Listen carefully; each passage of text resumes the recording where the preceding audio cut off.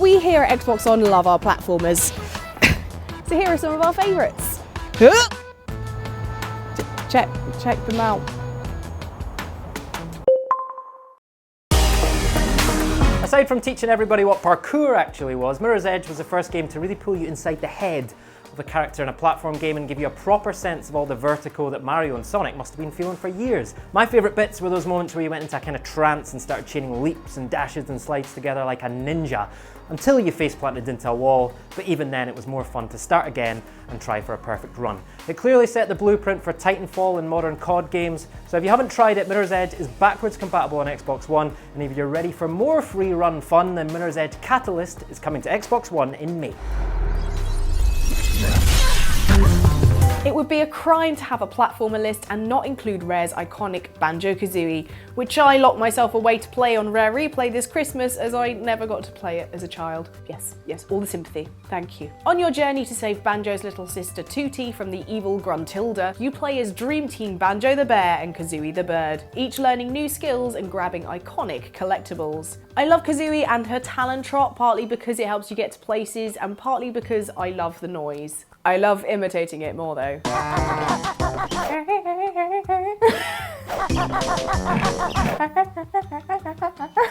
It spawned 2 sequels and all 3 games were included in Rare Replay, which honestly contains so many cool platformers the entire list could have just been from that one disc. One game that's going to make you leap all over the place, including out of your chair as you start to rage and scream at your screen as you keep failing a particular jump, is Trials Fusion, just like I did in an episode of World's Hardest Achievements. So here we go, this is all about discipline now. Discipline! Using dirt bikes to complete epic circuits and trying to get as far as you can in that almost impossible game mode Circles of Hell is frustrating but so much fun, especially if you go head to head with some of your friends. New DLC is constantly being added as well, which even allow you to play as a unicorn. It's magical. Alright, I know, I bang on about Crackdown all the time, it's Scottish and so am I and blah blah blah, but whatever, Crackdown massively deserves a mention in this list, because even though it's an open world GTA style game, what really surprised everyone, including me, was how compulsive it was to leap from rooftop to rooftop, collecting all those amazing agility orbs, especially when you could see a chain of them stretching off into the distance just waiting to be picked off in sequence. Now collecting them improved your jumping ability, so that created this brilliant cycle of reward until you were finally able to scale the humongous agency tower right in the middle of the city. Don't forget that Crackdown 3 is coming to Xbox One later this year. I cannot wait, and I'm sure we'll be hearing that wonderful agility orb sound once again.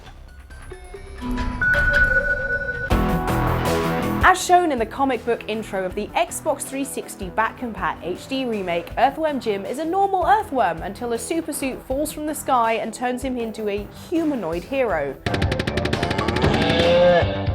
Being an earthworm, Jim has some pretty unique abilities. Some of my favourite weird skills of his include turning his entire head into a helicopter, a whip to fight enemies, and a lasso to help him jump between platforms.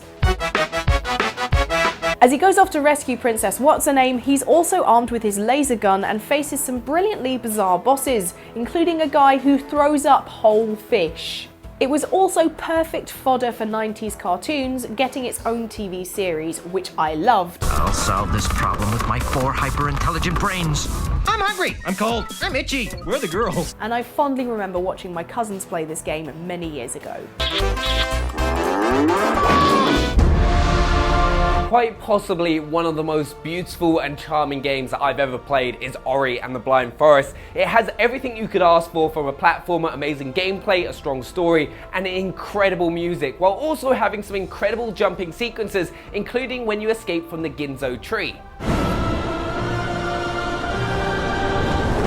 You gain a variety of skills to help you leap throughout the game, including wall jumps, double jumps, and even a charge jump to leap super high later on in the game, but it's one of those games that you just have to leap into if you haven't already.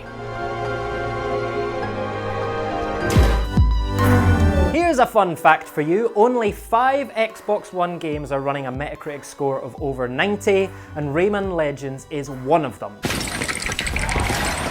Some folks even say this is one of the best platform games ever made, but it probably hasn't received the same sort of attention that Ori or Unravel got, for instance. You should definitely check it out though. There are over 120 levels on offer, and if you love same couch multiplayer co-op games with your kids or your pals, there are brilliant modes in here for you, plus the Kung Fu multiplayer game, which is a proper laugh. But the best thing for me about Rayman Legends are the music levels. Bouncing through a level to trigger Eye of the Tiger is an amazing combo of platformer and rhythm action magic.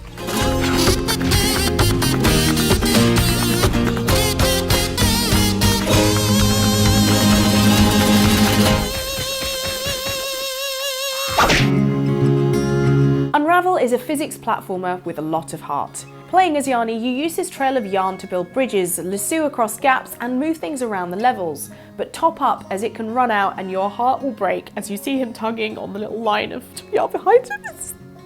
I love the gorgeous environments inspired by the Swedish home of developers Coldwood Studios, and listening to beautiful traditional Swedish music, looking back at a family's memories, and also that big vole running after me. Yep, Yarny has a rather perilous journey at points. Luckily, he's pretty hardy for something so soft. And he's so cute, I want to smush him, and I totally didn't cry playing this game. Nope.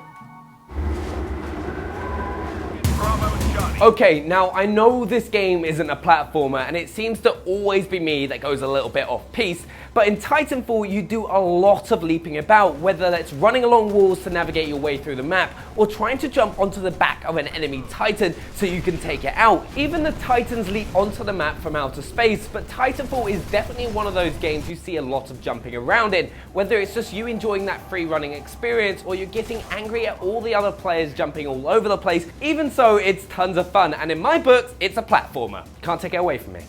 It's going in the list.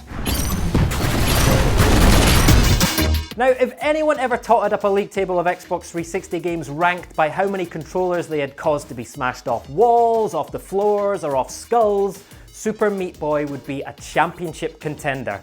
Designed as a homage to the classic hardcore NES games of the 80s, it's a super simple, incredibly addictive, and infuriatingly difficult little platformer that makes your multiple failures all the more visible by painting the walls with the guts of Meat Boy every time he gets smooshed. And he gets smooshed a lot. It was one of the first wave of superstar indie games and was developed by two blokes on opposite sides of the US who only actually met a few times. And if you want to get a great insight into how a game like SMB gets built, you should totally watch Indie Game the movie. And if you've never played it, Super Meat Boy is backward compatible on Xbox One, so you can discover its gristly charm all for yourself. Enjoy.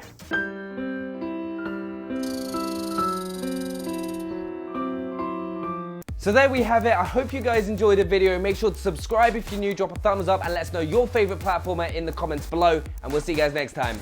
Bye.